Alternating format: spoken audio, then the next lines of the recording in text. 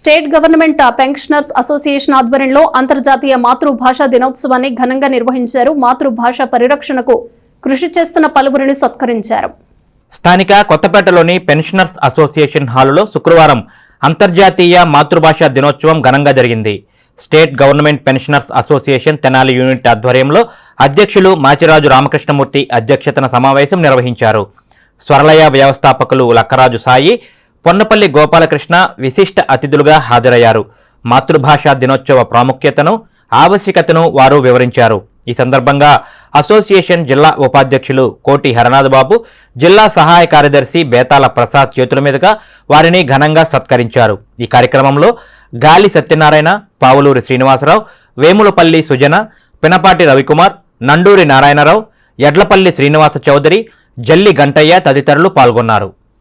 ఎందుకంటే మరి ఇటువంటి కార్యక్రమాలు ఎక్కడ జరగాలో అక్కడ అంత బాగా జరగటల్లా, ఇక్కడ అంత బాగా జరగకపోయినా ఇక్కడ బాగా జరుగుతుంది. ప్రతి సంవత్సరం చేస్తున్నారు. ఈ సంవత్సరం కాదు, వీళ్ళు ప్రతి సంవత్సరం చేస్తూనే ఉన్నారు. మనమంతా వయసు మళ్ళిన వాళ్ళం, మనకు ఒక స్థిరమైన అభిప్రాయాలు ఉన్నాయి. ఇంకొకరు వచ్చి మన అభిప్రాయాలు ఎప్పుడు మార్చలేరు. కానీ మన తర్వాత తరానికి ఎలా వెళ్ళడం ఇదంతా ఎట్లా నిజంగా ఇదొక్కటే పెన్షనర్స్ చేసిన వాడు ఇక్కడ తెనాల్లో నాకు తెలిసి ఆంధ్ర రాష్ట్రంలో ఉన్నటువంటి అన్ని పెన్షన్ అసోసియేషన్లో నెంబర్ 1గా వెలుస్తున్నది మన తెనాలి కార్యాలయం అని చెప్పి నేను ఘంటాపథంగా చెప్పగలను. ఎందుకంటే వీళ్ళు చేసే సర్వీస్ అంటే పొద్దున ఆఫీస్కి వచ్చినట్టు పొద్దున కూడా వచ్చి కూర్చుంటారు, ఆ సమయం దాకా ఉంటారు. ఎవరు వచ్చినా చక్కగా ఆహ్వానిస్తారు, వాళ్ళకి ఏ పని కావాలో చూపెడతారు. మన నేను లైఫ్ సర్టిఫికేట్ కోసం వచ్చాను, కొత్త అనుభవం కాదు నాకు, ఇది పాత అనుభవం. వస్తే చక్కగా రమ్మన్నారు, కూర్చోమన్నారు, కాఫీ ఇచ్చారు. మరి వారు వెంటనే సుబ్బారావు గారు వచ్చి నా పక్కన నిలబడ్డారు, అక్కడికి తీసుకెళ్ళారు, నుంచోబెట్టారు, నా చేత వేలు ముద్ర వేయించారు. ఆ కాఫీ తీసి నా చేతికి ఇచ్చి జాగ్రత్త చేశారు.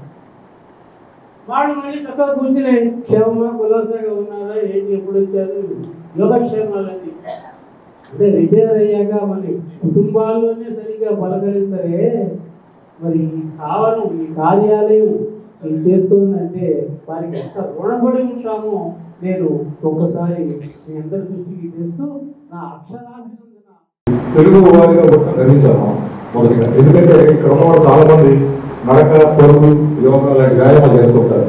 తెలుగు అక్షరాలు పెరిగితే మన నోటికి వ్యాయామం అవుతుంది. ఈ కనుక స్పష్టంగా పలకలిగితే చక్కటి వ్యాయామం అవుతుంది. ఉదాహరణకి కాకా గాక కంట భాగం, చాచా జాక కంఠం పైన నాలుగు మొదటి భాగం, కాకా డాటన నాలిక మధ్య భాగం, తాతా తాతన నాలిక పసు భాగం, పాపా పాప మా పెదవులకు ఏడాలవా శేష గౌరవంతా.